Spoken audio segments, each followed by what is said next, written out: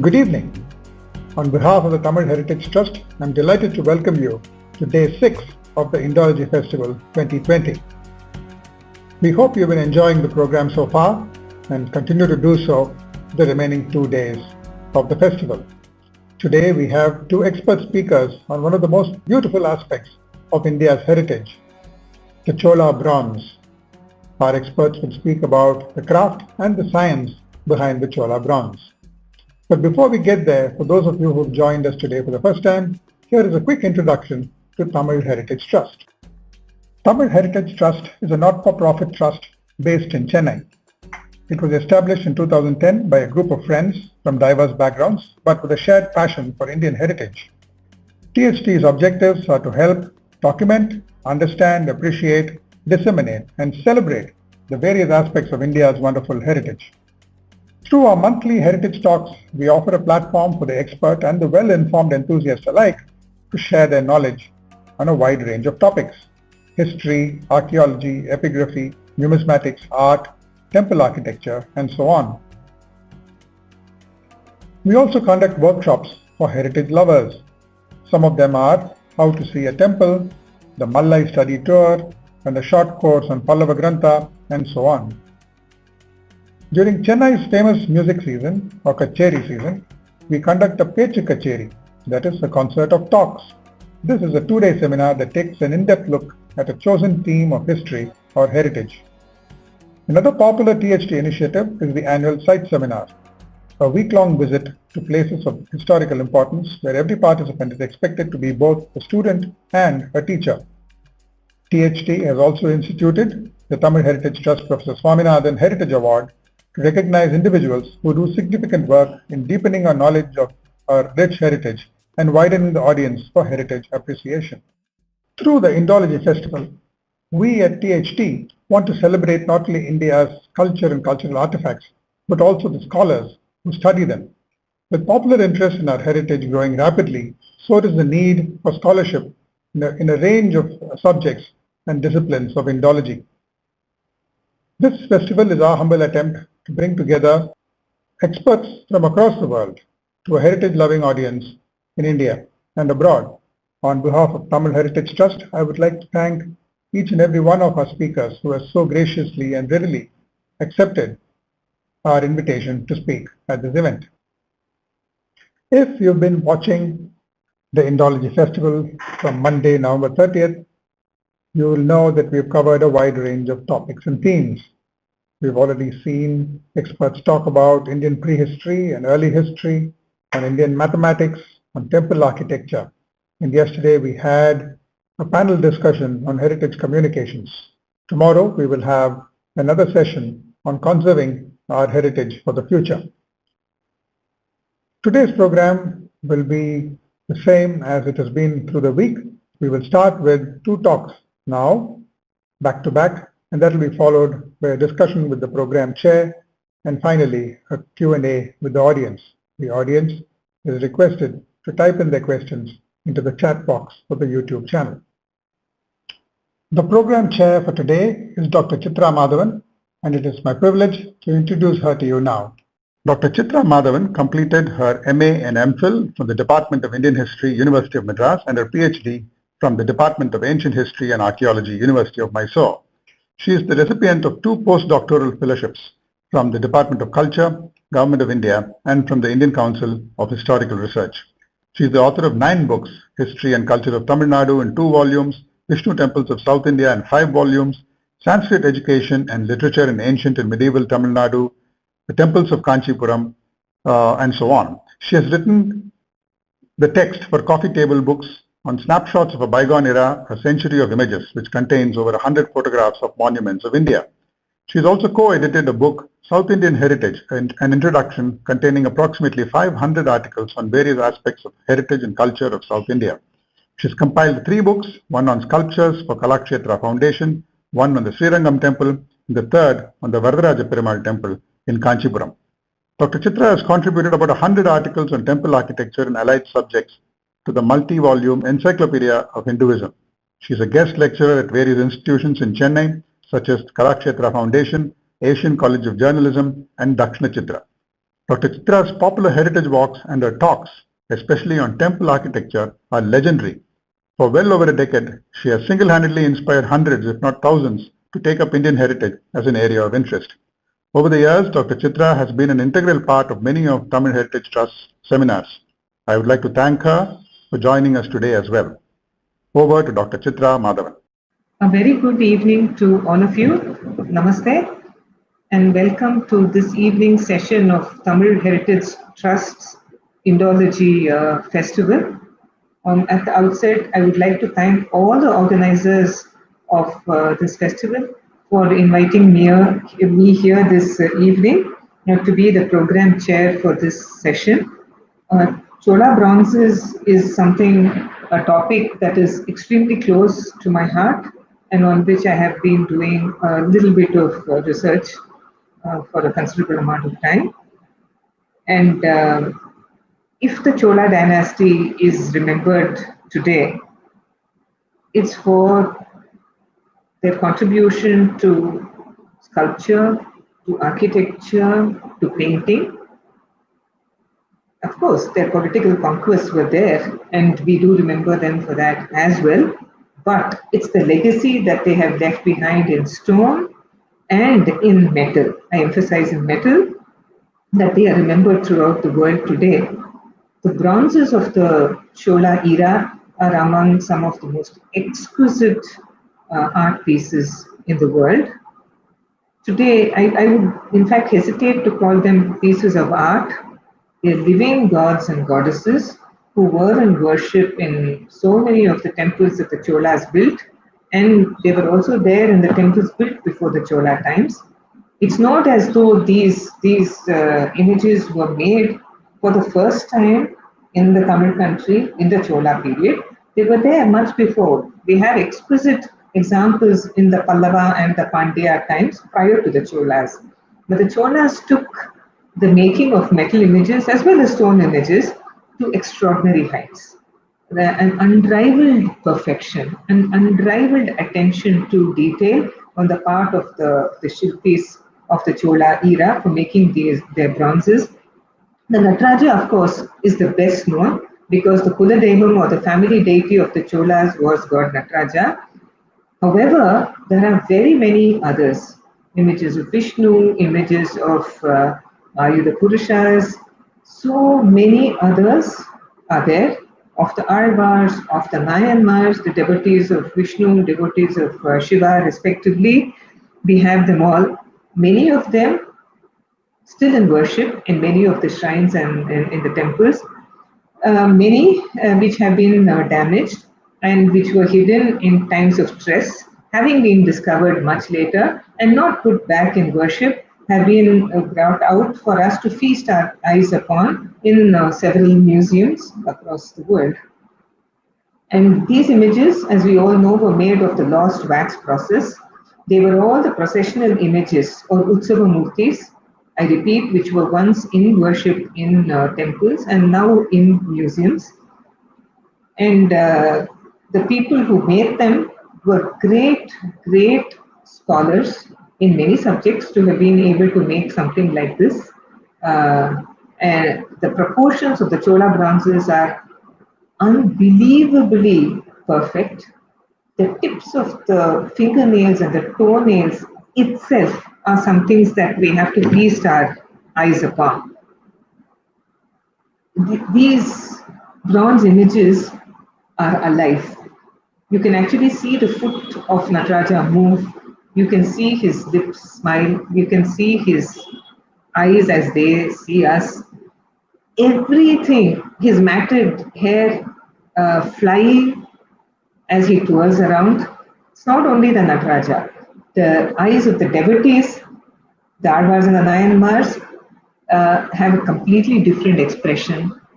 The Shiva Ganas who play on the musical instruments and keep time for Shiva's dance, the expression on their faces is also extraordinary.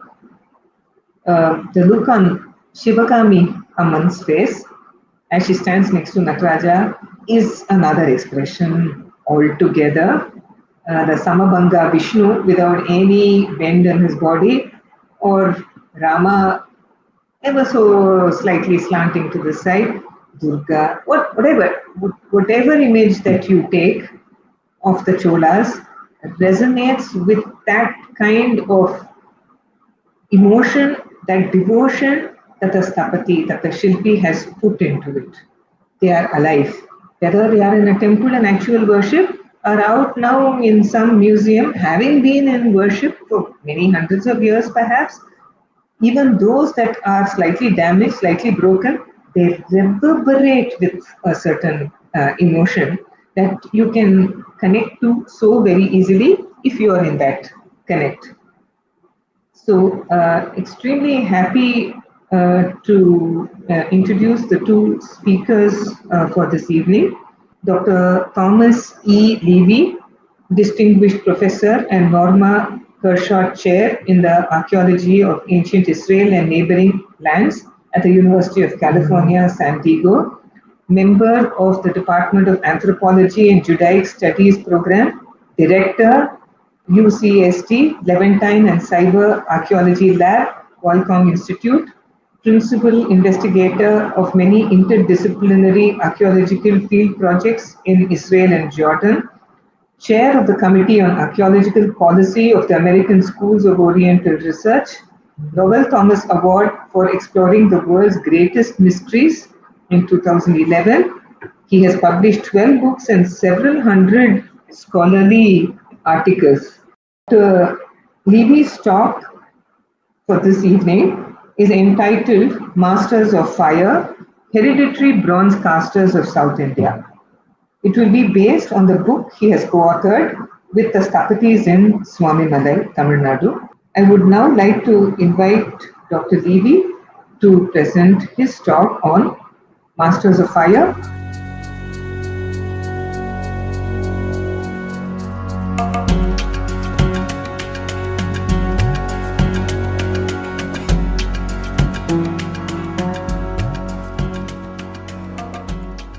Hello, friends from San Diego, California. I would like to sincerely thank the organizers from the Tamil Heritage Trust for the kind invitation to be part of the INDOLOGY Festival. I'm grateful to my dear colleague, Professor V.S. Ramachandran, here at the University of California, San Diego, for helping me to make this happen. I'm especially honored to share the virtual stage with Professor Sharada Srinivasan, who is a leader in the study of ancient metal technologies. The high-tech and biotech miracle happening in India today leads most people to think only of the country's future, with little time to contemplate the significance of its rich history of traditional technology. Thanks to events like the INDOLOGY Festival, sponsored by the Tamil Heritage Trust, this can change. While India's mastery of new global technologies is crucial for raising the standard of living for millions of her citizens, globalization also presents a danger to India's own incredibly rich and unique wealth of traditional technologies and crafts. These include pottery manufacture, textiles, woodwork, jewelry, sculpture, paintings, clothing, metalwork, and more. These are craft traditions that go back thousands of years. In the wake of globalization and competition with other countries, especially China, these traditional industries run the risk of disappearing. Or do they? My lecture today will address this issue through a field study I carried out with my wife, Alina Levy, and 3 of the hereditary bronze casters from the Devasna Sthapathy family from the town of Swamimalai near Kumbakonam in Tamil Nadu. We started the study in 2002 and finished in 2007. The hereditary bronze casting community of Swamimalai have been the subject of investigation by the Census of India. Just after independence, reporters TV personalities like BBC Michael Wood, and writers such as William Dalrymple. The hereditary bronze casters are known as Sthapathys in Sanskrit and Tamil, which means architect, designer.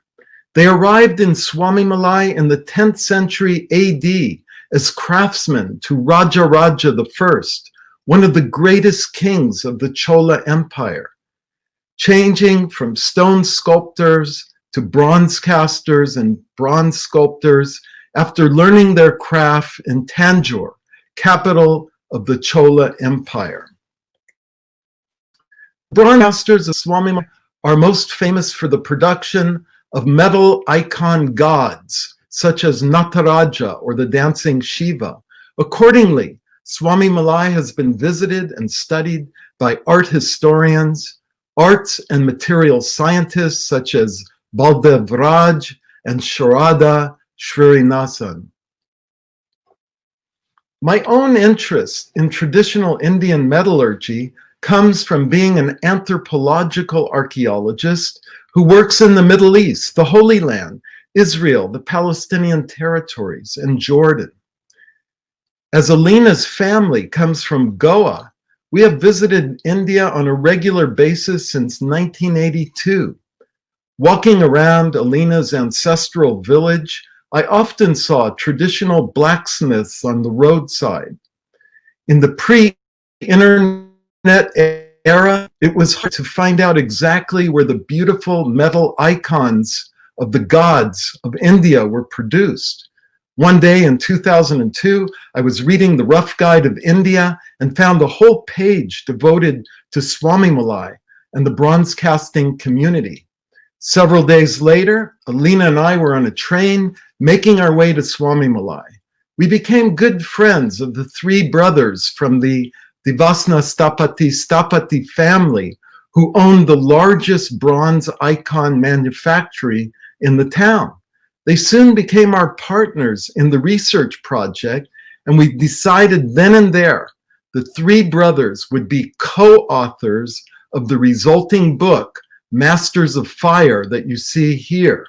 It is free to download on the link shown at the bottom.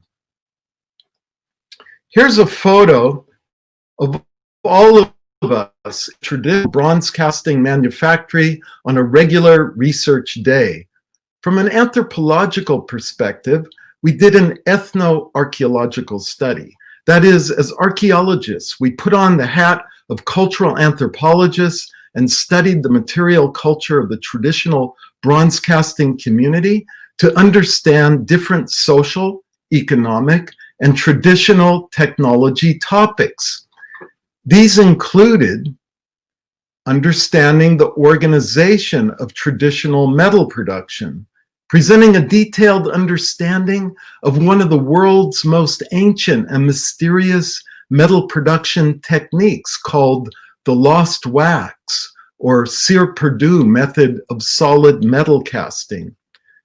We also wanted to do experimental archaeology in Swamimalai using their lost wax method to try and replicate some of the earliest metalworks from the Holy Land, that is Israel, Jordan, Palestine. We wanted to understand the role of recycling of metal in Swamimalai workshops to understand aspects of the first industrial revolution in the Holy Land around 1000 BC,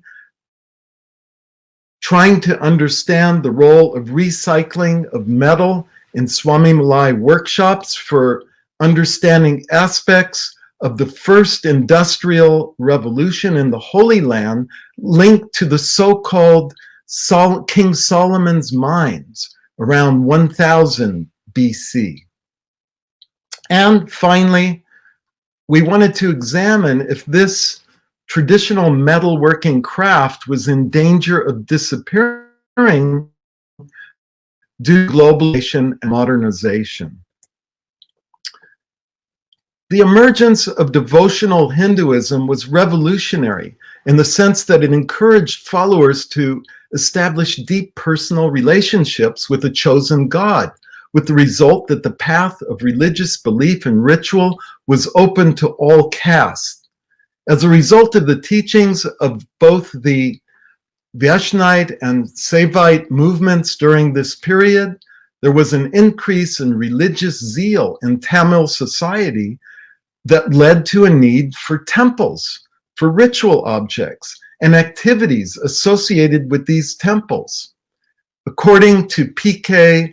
Nambiar and other scholars, the growth of temples in South India can be traced to the effect of the Bhakti movement linked to the Chola Empire and the Chola building boom.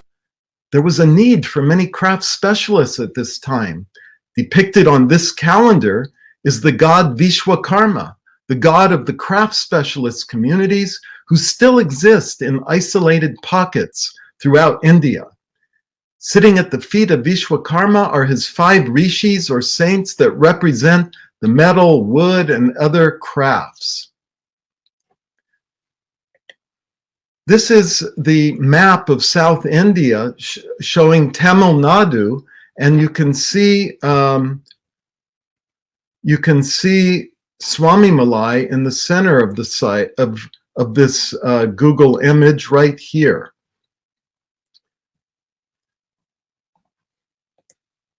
This is the Brihadivsvara temple in Tanjavur and was the capital of the Chola Empire.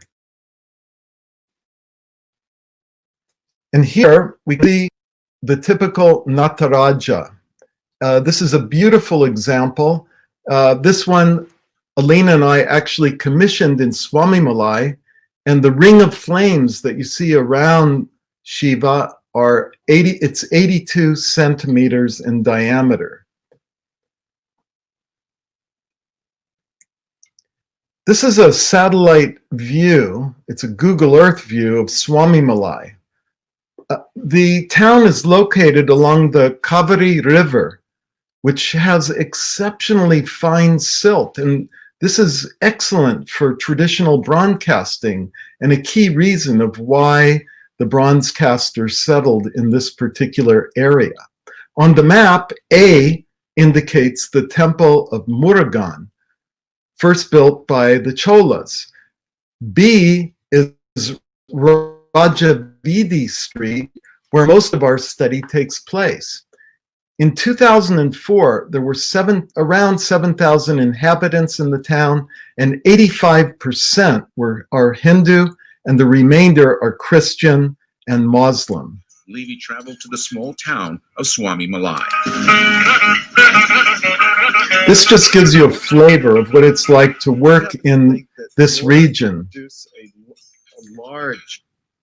And you have to remember that we did this research in the pre-mobile phone days, so we were only able to take rather poor quality video, but it's still a great record, and I hope it gives you that flavor of what it's like to work in this area. These photographs here show you the Swaminatha temple, revered as one of the 6 abodes of Shiva's son, Lord Murugan. There are also photos of a street vendor down at the bottom left, and you can even see a movie poster there starring The Rock. This is back in the day. And children, beautiful children who are always interested in our work. Now, this is Alina interviewing one of the Sthapathy brothers to understand the social relations of the hereditary Sthapathy community. We relied on genealogical data recorded by the Census of India, our Sthapathy colleagues themselves, and researchers from the European Union. This is part of the genealogy that we created. The Sthapathy community in Swamimalai is a patrilineal society organized along clan lines that trace their descent back to an ancestor named Agora Virpathari Sthapathy from the time of the earliest Chola temple building. If each generation is taken to be 60 years, the genealogy that we were able to put together here supports the assertion of the Sthapathys that they arrived well over 500 years ago here. Data from the Swamimalai Cooperative Society show in 2005, 156 Sthapathy and non-hereditary individuals who practiced icon production. If you include the simple jobbers, as well as the master craftsmen, there are over 300 people in the industry. As will be seen, traditional icon production among the hereditary bronze casters is extremely healthy. And the circle shows you the three brothers that we worked with. The main site of our study takes place in the Devasnapati Sthapathy sons' hereditary family-owned manufactory. Their uncle, Kurinati, has his own shop located next door where the fellow on the bicycle is located. The spirit of the master craftsman, their father, S. Devasnapati Sthapathy, lives on in this shrine dedicated to him in the family manufactory. Seen here is another uncle, S. Parnava, who works in the manufactory of his nephews. He doesn't own any building or facility. He is decorating the metal covering of a dais for a temple in Tamil Nadu here. There are about 20 workers in the manufactory, and the Sthapathy brothers are very close to them, and they're very involved with the lives of their workers. Here, for example, they funded the wedding of one of their workers. And here we are at the wedding ceremony, and you can see the village priest at the marriage ritual for the metal worker. This is the entrance to an entrepreneur-owned workshop who married into a Sthapathy family, and he took his wife's last name because shops owned by Sthapathys are the most prestigious socially and economically. The name Sthapathy associated with the finished product, the icon of the god, is very important. Based on our research in Swamimalai, we came up with these generic types of production workshops. First of all, at the top of the pyramid are the hereditary family-owned manufactories, like the one we study. Then we have hereditary family-owned workshops, smaller. Then there are individual hereditary skilled craftsmen, like the uncle I mentioned. Then we have entrepreneur-owned manufactories. They're not related to this kinship system. And then there are family entrepreneur workshops. And then there are individual skilled craftsmen. This is an example of one of the entrepreneur-owned workshops. And it just gives you a feel for the variety that's represented in this area. Here you have a map of the manufactory.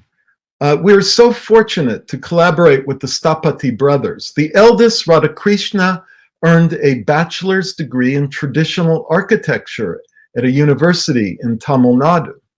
When he saw me struggling, trying to make a map of the workshop, he volunteered and he produced this amazing map.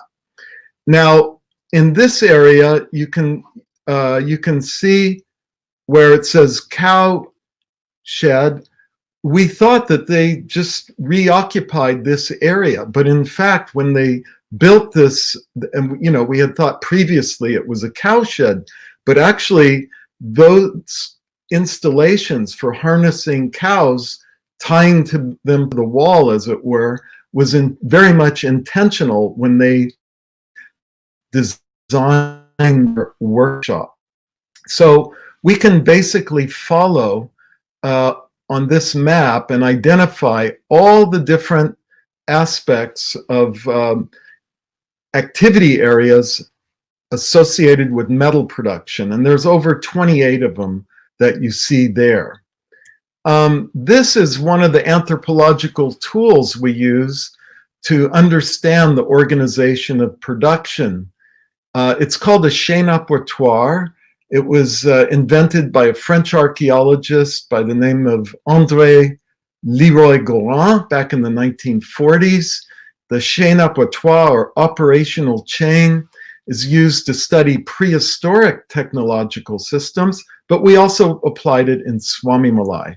And here we really bring in the social aspects so that you can see it starts with the client temple making an order, and then we have the wax model production, the production of clay molds, and all the processes associated with it, the casting of the actual object to the point where the mold is broken, the tools that are used, and then how the object is finished, polished and cleaned, and then finally presented to the client or the temple members. But what's really interesting here, from an archaeological perspective, is the issue of recycling.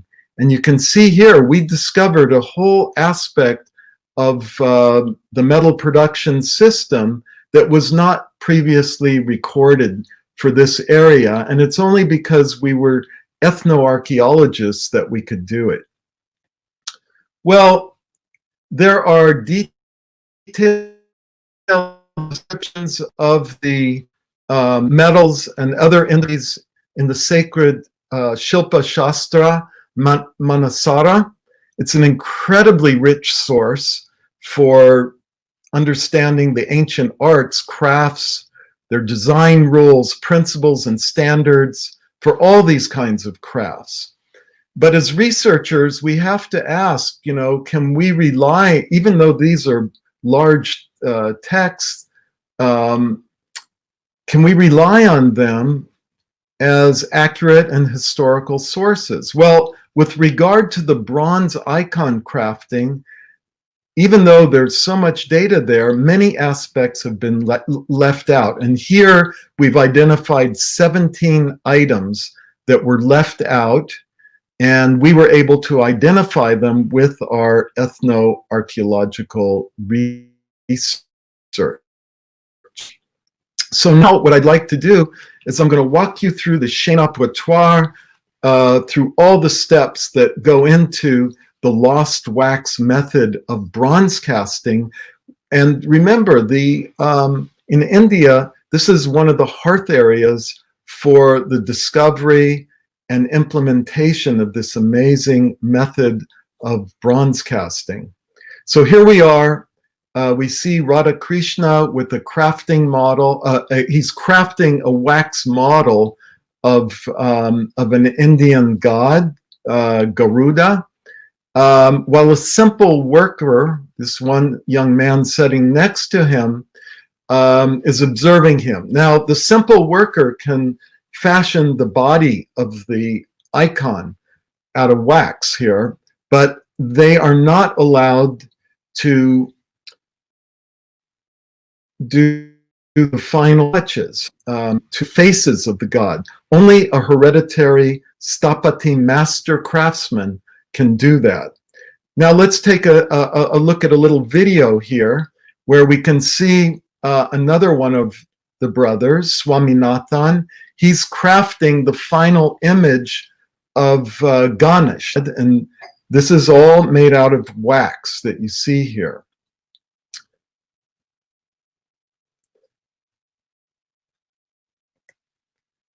These are the tools, the special tools used for sculpting a wax model.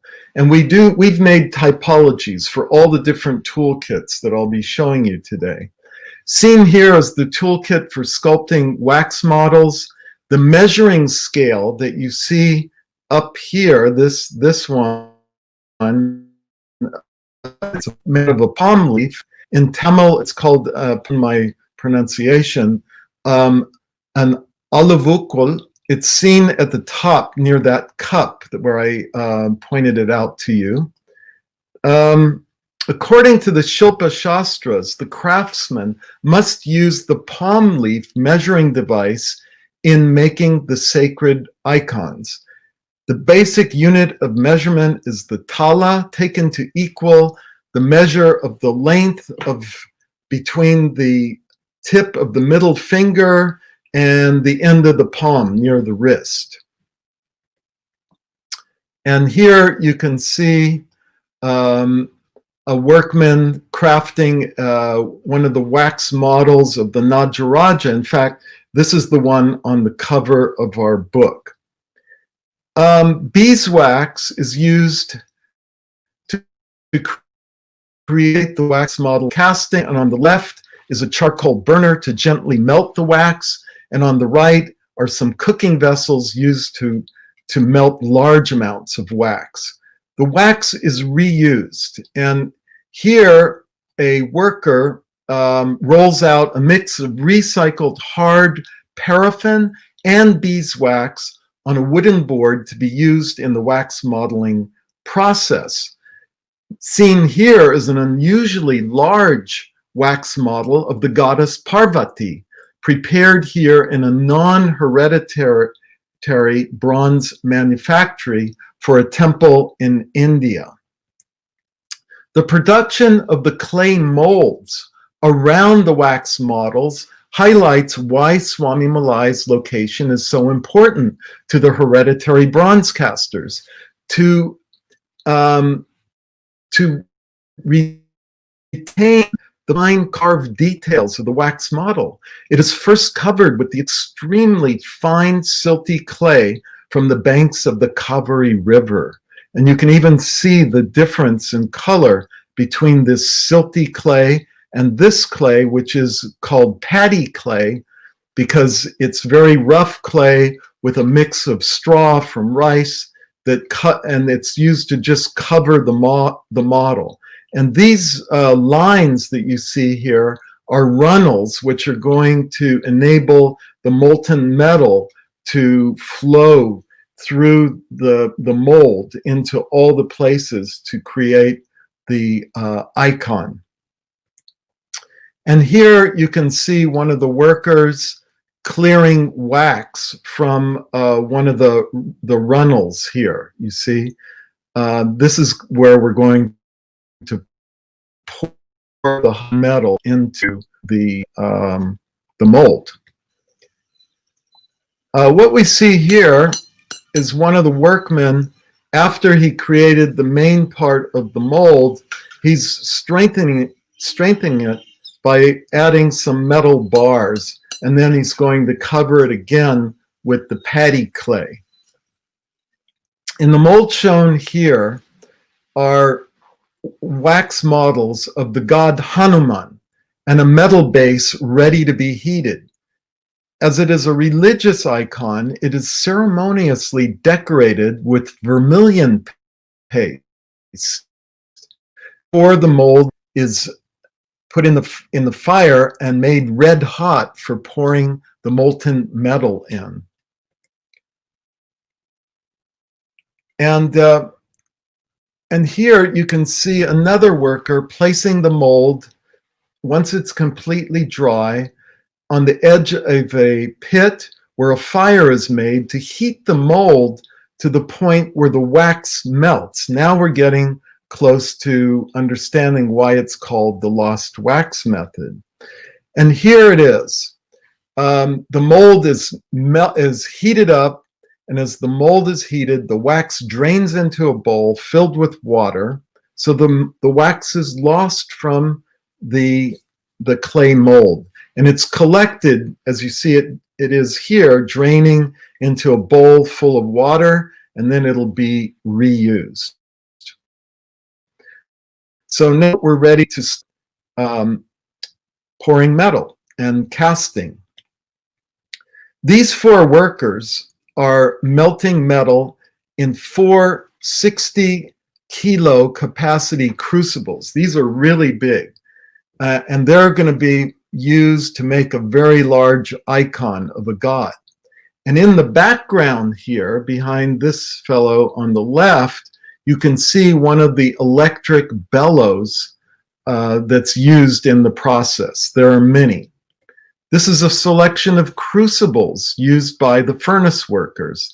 The big one that you see there is one of the 60 kilo capacity ones, and the little one is for a half a kilo.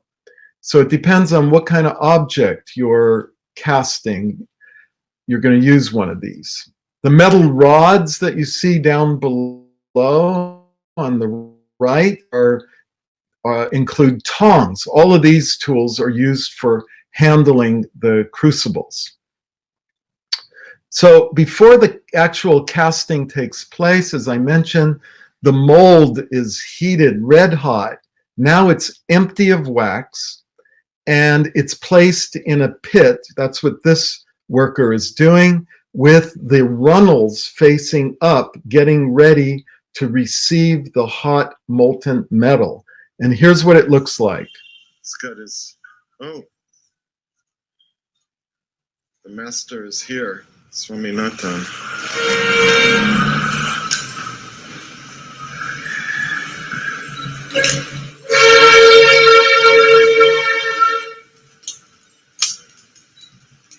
I love that sound of traffic in the town.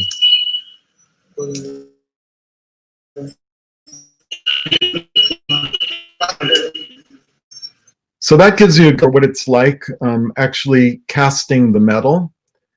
And here, once it's cool, and usually they wait a day or so, then it is smashed open with a hammer, okay? And the mold disintegrates.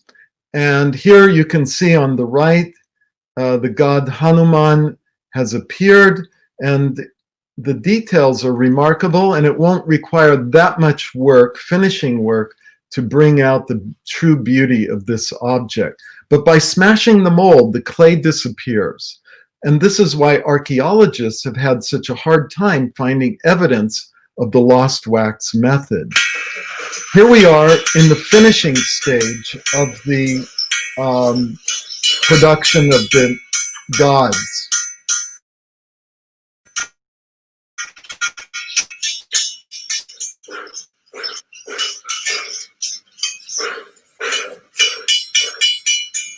This is Srikanda making the final touches. And actually, only the hereditary Sthapathys are allowed to bring out the faces of and produce the final face and other attributes of the gods on these objects.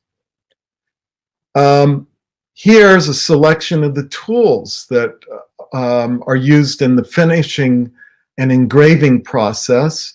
And in the upper right, you see those little stunted blunt chisels. They're called maridanam, and they're used specifically to finish the face of the god icons.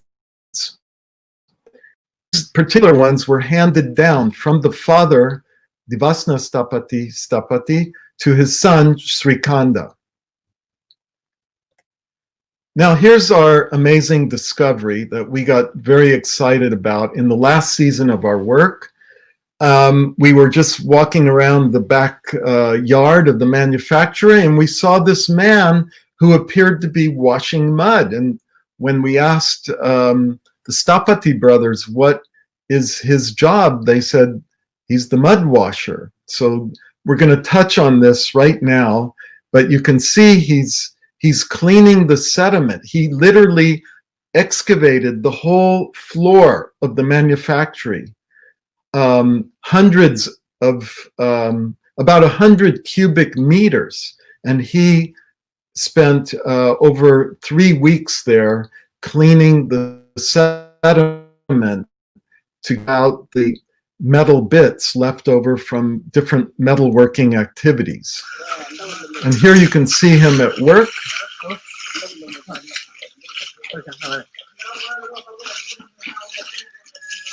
And you can also see how he lines the bath with bricks there so that he can. This is why we call them, they call them mud washers. That's exactly what they're doing. They're filtering it out. Somebody wants me there. Come. Okay. Thank you. Thank you. Now, the mud washer, who's a Catholic, by the way, he only has 3 tools. He has a scraper, a tin bowl, and a very strong magnet that you see him using in the bottom right to remove iron filings from the sediment so that it doesn't contaminate the working process. And here you can see him, the same mud cleaner. He also cleans the inside and outside of crucibles to collect the metal slag during the furnace work. And here he's using a hammer and chisel to remove it. It's collected, the slag and bits of metal from the mud cleaner are placed on sacks to be pulverized in stone mortars. And here you can see one of the workmen from the a regular employee of the manufactory.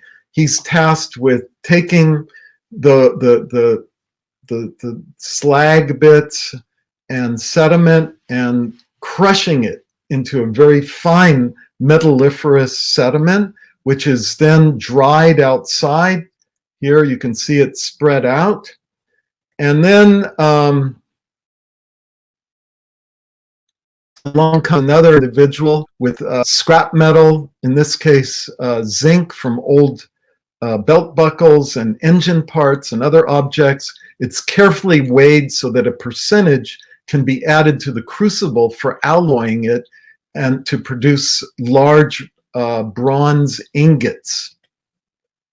And here we can see that once the clean metalliferous sediment is pulverized, it's poured into those 60 kilogram capacity crucibles nested inside the largest furnace of the manufactory that is located outside in the backyard. Here we can see workers carrying a red hot crucible after the smelting operation. They're carrying it to the place where they're going to make ingots. Okay, they're going to cast ingots. That's what we see here. They're using large steel tongs to hold the red hot crucible, and then the recycled metal is cast into these using steel tongs.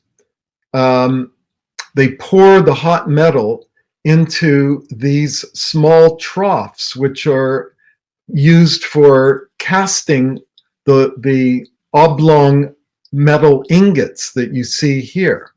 And this is amazing because it's very difficult in the Middle East to understand in antiquity exactly how ingots were produced. And we have live from Tamil Nadu. These are ingots and rejected icons that just didn't work out in the casting that are awaiting remelting. And the ancient Chola bronzes, they were often referred to as Panchachola from the Sanskrit of alloyed 5 metals that included copper, zinc, tin, silver, and gold.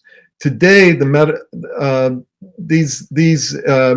this recipe is not necessarily used.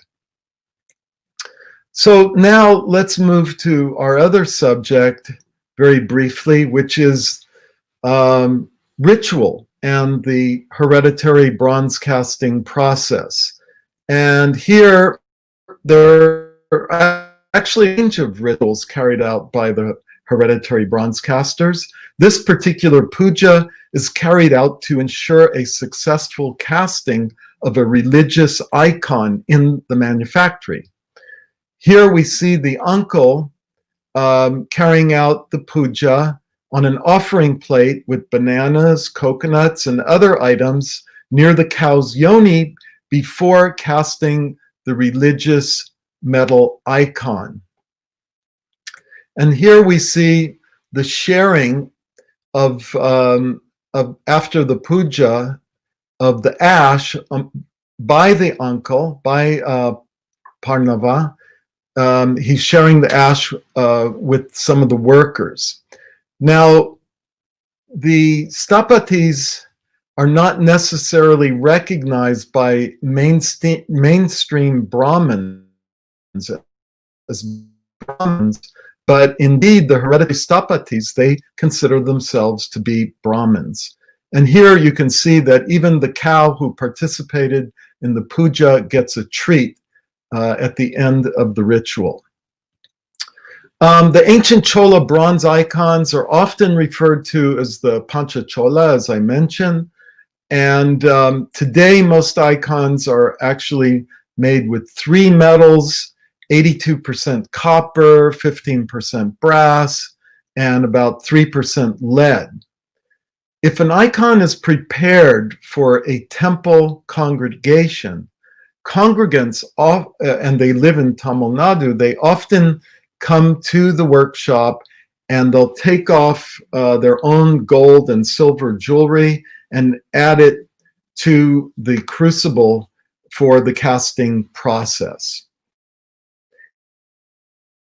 And finally, the last ritual act I'd like to mention is the eye-opening ceremony, and it's always carried out by one of the hereditary Sthapathys. In this case, the Devasna Sthapathy brothers made a Vishwakarma icon for the Vishwakarma temple in Sri Lanka. And Swaminathan was flown out to Jaffna for the ceremony where he used a gold hammer to open the eyes of the icon, transforming it from a static icon to a living god. So what can we learn from this, from the Swamimalai experience that can help us in world archaeology? I like to refer to it as from Holy Land to Holy Land. That is the Holy Land of Israel, Jordan, Palestine, to the Holy Land of Tamil Nadu. And some of the most remarkable early metal data actually discovered comes from Israel. Here you can see over 400 metal objects found in the Cave of the Treasure in the Judean desert. Crowns, standards, maces, axes, and more, all made by the lost wax method. How they were made exactly is highly debated, and our work in Swamimalai provides a very useful and plausible answer. Here you can see one of the most famous objects, a twin-headed ibex, a mythological character on a mace head. Now, this what I'm going to show you now was recorded in the last days of our last season Swami, and I always carried around in my pocket a photocopy from the Cave of the Treasure and that twin-headed ibex that you see there. And as it was the end of our stay, I asked the brothers if they could make a duplicate of this. It would be experimental archaeology. So they applied their same system. They made the wax model, as I showed you before.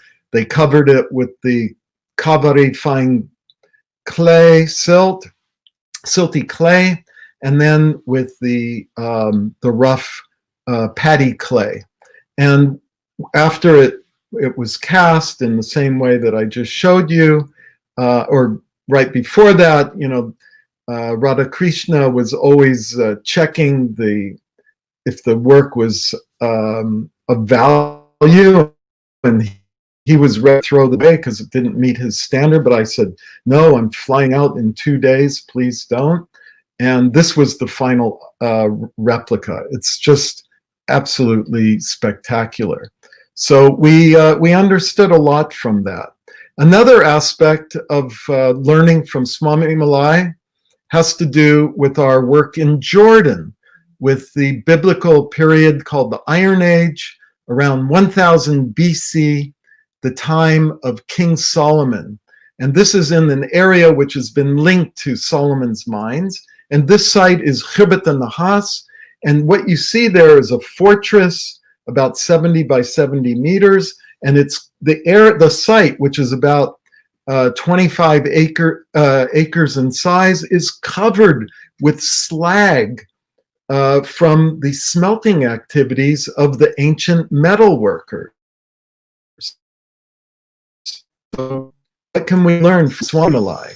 Well, here you can see we excavated one of those slag mounds down 6.5 meters, around 24 feet, layer after layer of crushed slag. Okay, so this is the same kind of material that was found around the workshop in Swamimalai. And now we know how they cast the metal ingots that were produced at this site.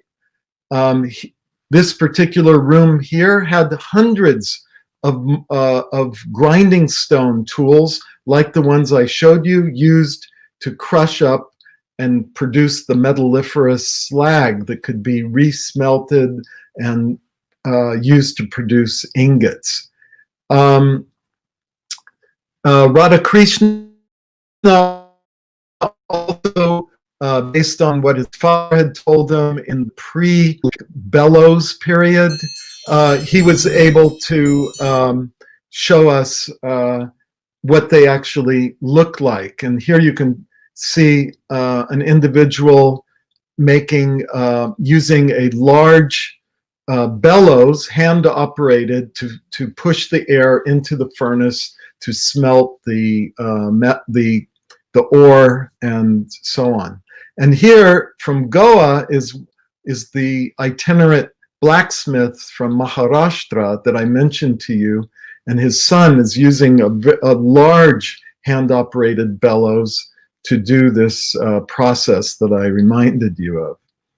Now, in closing, I'd just like to say how grateful we are the Sthapathy community and opened their doors to us and allowed us to work with them. We learned a lot from our field work with the Sthapathy brothers in Swamimalai about the role of traditional metallurgy in society. The day before we left Swamimalai, Radakrishna asked Alina and me to be chief guests at a graduation ceremony for one of the public schools in the town. When we arrived, I was surprised to learn that I was expected to give a speech to like 500 kids, and Alina would hand out prizes to the top students.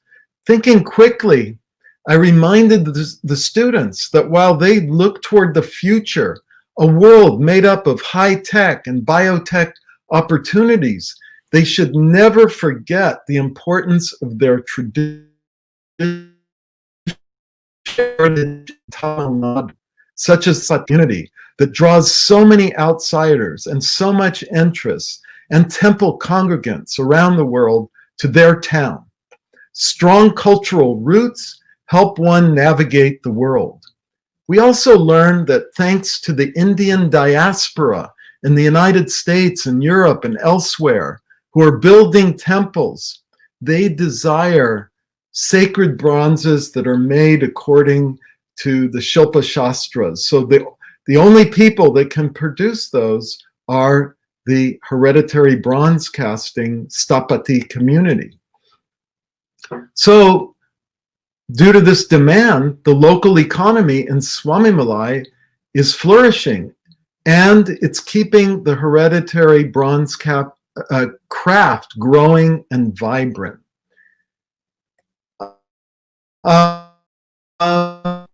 So after Alina and I finished our study, I sent one of my former graduate students, Dr. Adolfo Muniz, over here on the left, who's actually an Apache Indian. And he continued our study in collaboration with the National Folklore Support Center in Chennai.